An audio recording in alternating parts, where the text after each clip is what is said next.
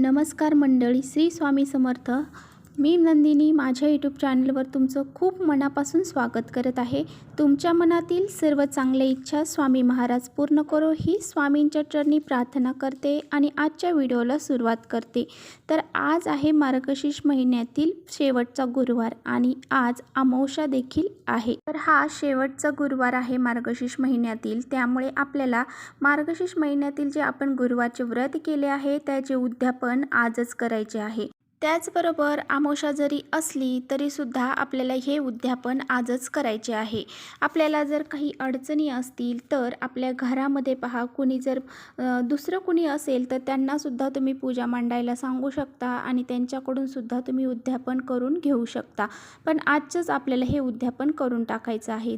तर आज आपल्याला माता लक्ष्मीला प्रसन्न करून घेण्यासाठी तिची सेवा पूजा करायची आहे. त्याचबरोबर आपल्या घरामध्ये काही उपाय आपल्याला करायचे आहेत. तर संध्याकाळी आपल्याला कापरासोबत अशी ही एक वस्तू जाळायची आहे, ज्यामुळे आपल्या घरातले दोष, अडचणी, भांडणं हे सर्व दूर होऊन जातील. आपल्या घरामध्ये काही नकारात्मक शक्ती असतील किंवा नजरबाधा घराला लागली असेल, करणीबाधा असेल, कोणतेही दोष असू द्या, ते सर्व दोष दूर होऊन जातील आणि 7 पिढ्यांचे दारिद्र्य नष्ट होईल. इतका हा प्रभावशाली उपाय आजच्या व्हिडिओमध्ये मी तुमच्याशी शेअर करणार आहे. त्यामुळे व्हिडिओ कुठे स्किप न करता शेवटपर्यंत नक्की बघा, जेणेकरून तुमच्यापर्यंत योग्य ती माहिती पोहोचली जाईल. आपल्या चॅनलवरती जर तुम्ही नवीन असाल तर चॅनलला सबस्क्राईब करा आणि असेच माहितीपूर्ण व्हिडिओ पाहण्यासाठी बेल आयकॉनलाही प्रेस करा, म्हणजे मी जेव्हा भी नवीन व्हिडिओ अपलोड करेन त्याचं नोटिफिकेशन सर्वात अगोदर तुम्हाला मिळेल आणि तुम्ही एकही व्हिडिओ मिस करणार. आपल्या घरामध्ये आपण जर कापूर जाळला तर आपल्या घरामध्ये सकारात्मक वातावरण निर्माण होत असते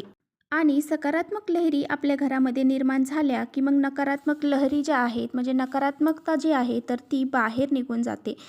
कापूर हा अतिशय प्रभावशाली आहे, त्यामुळे याचे उपाय जे आहेत तर ते आपल्याला अशा तिथींना आवर्जून करायचे आहे. आपल्या घरामध्ये सारखं आजारपण चालू आहे किंवा मग भांडणं होत आहेत आणि सारखे आपल्या घरामध्ये पैसा येतो परंतु तो टिकून राहत नाही, कोणत्या ना कोणत्या मार्गाने तो बाहेर निघून जातो आणि आपल्या घरामध्ये लक्ष्मीही टिकत नाही. त्यामुळे आपल्याला असा हा एक उपाय आवर्जून करायचा आहे, ज्यामुळे आपल्या घरामध्ये सर्व सुख, शांती, समृद्धी निर्माण होईल आणि आपल्या घराची, मुलांची प्रगती होऊन जाईल. कधी कधी काय होतं, आपण खूप मेहनत, कष्ट करतो परंतु आपल्याला त्याप्रमाणे यश प्राप्त होत नाही. कोणतेही काम करायला गेलो किंवा नोकरी संदर्भात आपण जर नोकरीच्या तलासमध्ये आहात आणि नोकरीचे खूप सारे तुम्ही डिग्र्या घेतलेल्या आहेत परंतु आपल्याला नोकरी प्राप्त होत नाही आहे, किंवा तुमचा एखादा व्यवसाय आहे आणि तो व्यवसाय व्यवस्थित चालत नाही आहे, तिथे कायम आपल्याला काही ना काही अडचणींना सामोरे जावे लागत आहे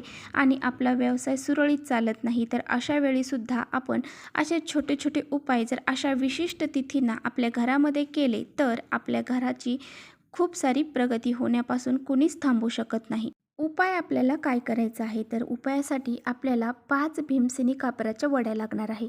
जर आपल्याकडे भीमसेनी कापूर असेल तर तोच घ्या, नसेल तर मग तुमच्याकडे जो आहे तो घेतला तरीच. आणि आपल्याला 5 लवंगा घ्यायच्या आहेत. लवंगा ह्या अगदी व्यवस्थित घ्यायच्या आहेत, म्हणजे कुठे तुटल्या फुटलेल्या अजिबात घ्यायच्या नाही. त्याला पुढे फूल असेल अशा लवंगा आपल्याला 5 घ्यायच्या आहेत. त्याचबरोबर आपल्याला 5 हिरव्या वेलची घ्यायच्या आहेत, त्यासुद्धा व्यवस्थितच घ्यायच्या आहेत. आणि एक आपल्याला तमालपत्र घ्यायचं आहे. तर तमालपत्र हे व्यवस्थित असायला हवं, कुठे फाटलेलं आहे किंवा मग खराब झालेलं आहे, काळं पडलेलं आहे असं घेऊ नका, चांगलंच घ्या. बघा, तुमची खूप जुनी इच्छा आहे ती पूर्णच झाली नाही आणि तुम्ही त्याच्यासाठी खूप सारे प्रयत्न करत आहात, तर या तमालपत्रावरती ती इच्छा आपल्याला लिहायची आहे. तुम्हाला नोकरी प्राप्ती करायची आहे तर मग त्यासाठी तुम्ही त्यावरती नोकरी लिहा. तुमचा जर एखाद्या व्यवसायामध्ये तुम्हाला यश प्राप्त करायचं असेल तर तुम्ही तिथे व्यवसाय लिहा. असं बऱ्याच ज्या गोष्टी तुमच्या इच्छा आहेत तर त्या तिथे आपल्याला लिहायच्या आहे. आणि जर तुम्हाला तुमची इच्छा जसं काही नसेल तर मग तुम्ही त्याच्यावर इच्छा नाही लिहिली तरी चालेल, नुसतं तमालपत्र घेतलं तरी चालेल. आणि त्याचबरोबर बघा, आपल्याला पिवळी मोहरी लागणार आहे. पिवळी मोहरी घ्यायची आहे आणि आपल्याला काळे तीळ लागणार आहेत. तर काळे तीळसुद्धा आपल्याला घ्यायचे आहेत. आणि जी पिवळी मोहरी आणि हे काळे तीळ आपल्याला हातामध्ये घ्यायचे आहे. आपल्या घरामधील लहान मुलं आहेत, त्यांना नजरबाधा होत असेल किंवा काही दोष लागलेले असतील, चिडचिडपणा करत असतील तर त्यांच्यावरून ह्या वस्तू ज्या आहेत 2, तर त्या आपल्याला 7 वेळा उतरवून घ्यायच्या आहेत. आणि जर एखादी आजारी व्यक्ती असेल तर तिच्यावरून सुद्धा आपल्याला उतरवून घ्यायच्या आहेत. आता बघा, एक मातीचं भांडं घ्या किंवा मग तुम्ही ज्यामध्ये कापूर जाळता ते घ्या.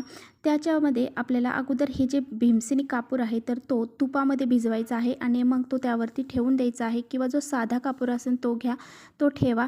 त्यानंतर आपल्याला ह्या लवंग, वेलची ज्या आहेत तर त्या आपल्याला त्यावरती टाकायच्या आहेत आणि ज्या काही आपण वस्तू अजून घेतलेल्या आहेत तर त्यासुद्धा आपल्याला त्यावरती टाकायच्या आहे. लवंग, वेलची, ज्या पिवळी मोहरी असेल, पिवळी मोहरी जर तुमच्याकडे नसेल तर काळी मोहरी घ्या आणि जे काळे तीळ आहेत ते सुद्धा आपल्याला त्यामध्येच टाकायचे आहेत. या सर्व वस्तू एकत्र करायच्या. आणि पहा, जे तमालपत्र आहे, जर तुम्ही त्याच्यावर इच्छा लिहिलेली आहे किंवा तुम्हाला काही इच्छा बोलायची असेल तर तुम्ही ते हातामध्ये एका साईडला पकडायचं आहे आणि त्या प्रज्वलित केलेल्या कापरावरती आपल्याला धरून जाळायचं आहे आणि आपल्या इच्छा व्यक्त करत आपल्याला ते जाळायचं आहे. आणि हे सर्व झाल्याच्या नंतर आपल्याला ते भांडं उचलायचं आहे. त्याच्यामध्ये धूर झालेला असेल तर ते सर्व घरभर आपल्याला फिरवायचं आहे. आपल्या प्रत्येक रूममध्ये, प्रत्येक कोपऱ्यामध्ये आपल्याला फिरवायचं आहे आणि ते तुळशीपाशी घेऊन जायचं आहे. आणि तुळशीवरून सुद्धा आपण जशी आरती ओवाळतो त्याप्रमाणे ते ओवाळायचं आहे. आणि जो मुख्य दरवाजा आहे आपला त्यावरती सुद्धा आपल्याला ओवाळून घ्यायचं आहे. जशी आरती करतो त्याप्रमाणेच ओवाळायचं आहे.